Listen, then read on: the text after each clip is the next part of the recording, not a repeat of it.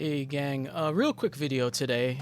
Two topics of conversation. First of all, I think you could still vote, but apparently my writing for Retro Days / this channel, but I think it's more for Retro Days and the work I do there, was nominated for something called the Sacred Crypt Awards. I'm going to leave a link in the description if you feel that Retro Days is worthy of a vote. Then it's for Best Series. You could check that out. The other topic of conversation, I stopped at a yard sale when I was out today.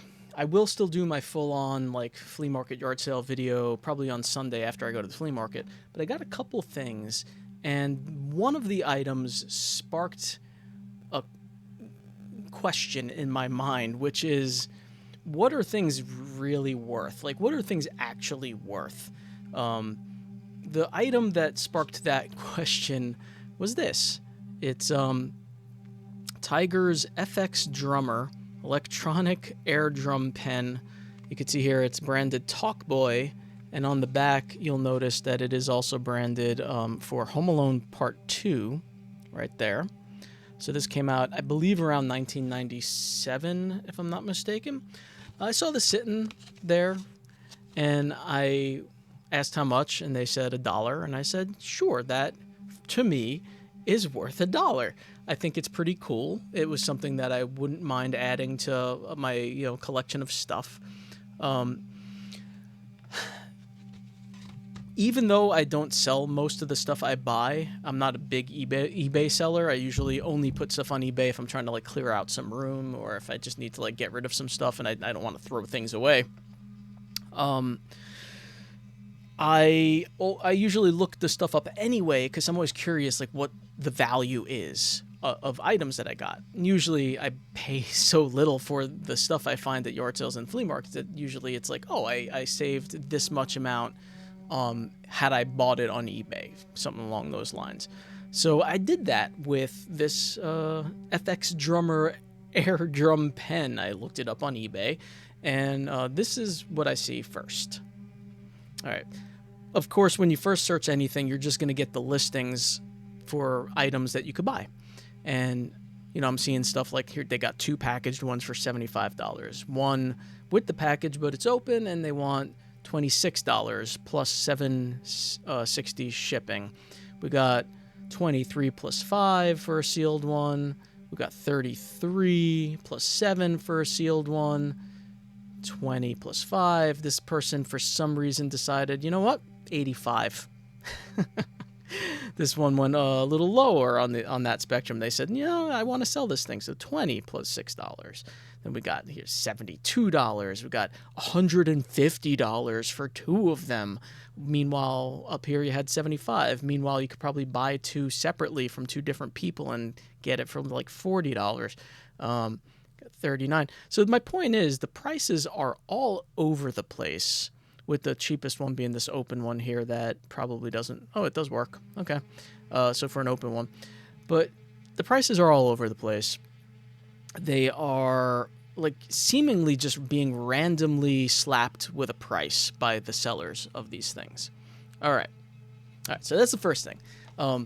But everybody knows that that's not how you tell the actual value of something. The way you tell the actual value of something is by checking the sold listings on an item. Let's do that. So that was the next thing I did. I said, all right, the prices are all over the place, but let's see what people actually are willing to pay for this item. So I go and I click sold items, and oh, what? Hold on, that's not a Talkboy pen. That's not one. That's not it either. I mean, this is a different kind of Talkboy pen, but it's not the FX Drummer. That's not here. There are none that have been sold recently. This is another one of the recording pens in the package. Recording pen in the package.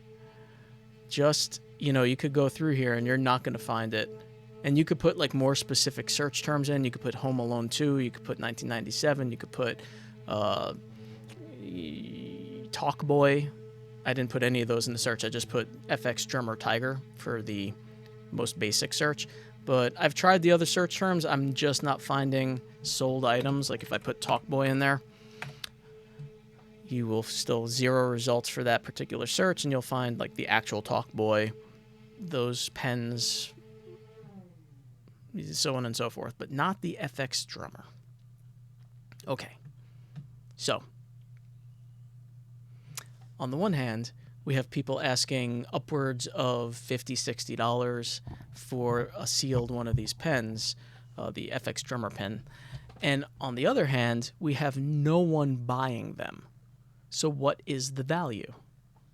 Right? This is what I'm wondering. This is the philosophical quandary that I'm kind of running through my head. What is it worth to me? It was worth $1 because that's what I paid for it. But no one seems willing to pay even the lowest price, which was, I believe, $20 plus like $5 or $6 shipping. So $25 to $26 plus maybe taxes, whatever. No one's willing to pay that. If I put this up for, an actual, an actual auction, which people don't do very often anymore. Like for a lot of stuff, it's just going to be buy it now. There are auctions on there, but if I put it up for auction, what would it go for if I started at 99 cents? The thing is, people got to be looking for this item to bid on it, and the indication there is that no one's buying it, so probably not many people are looking for it. So it's very likely if you put something like this up for 99 cents plus shipping, it'll probably sell for about 99 cents plus shipping, which is, again, bringing up that question. What is it worth? Why are these people putting these high premiums on it when there are no sold listings? Why are they even bothering trying to sell it in the first place? These are all interesting questions to me. Making it even more interesting is if you look at the package I got, you'll notice that even back when this was being sold, it started out, we have all kinds of like discount prices on here. So it started out at, I think the highest priced thing on here looks to be about, I don't know, the one green one is covered, but the one on top of that says was $15, now $7. And then this one says was $15, now $10. And this one up here says was $15, now $5. So, and plus it had like this mark on it. That might have been from a flea market yard saler. But so it looks like in the store it was selling for, at the end, about $5. Does that mean that they're worthless? No, of course not. But it does beg the question, why is eBay the way it is? I often have fluctuating feelings about eBay, right? It makes it easier to sell stuff. It makes it easier to find stuff. However, because it makes it so easy to find stuff, things that may have carried more of a premium, maybe 20 years ago,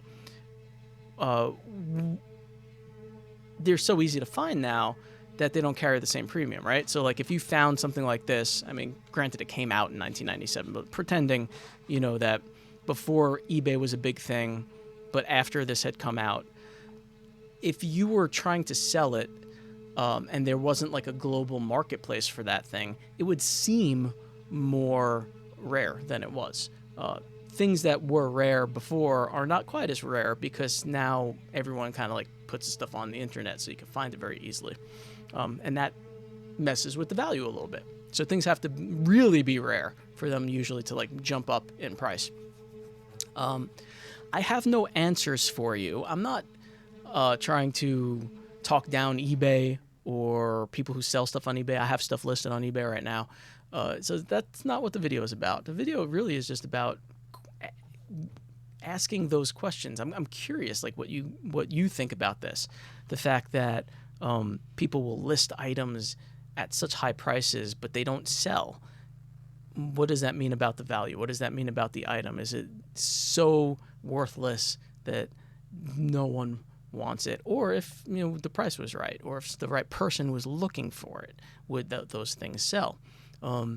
Also, I'm not entirely sure like what time frame eBay shows for sold listings. So it's possible that a year ago one of these sold for $50. I don't know. All right.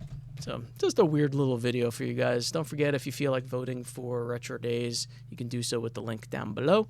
Otherwise, have a great one. I'll see you on Sunday for my full finds video. Have a good one. Breathe deep in the night. Goodbye.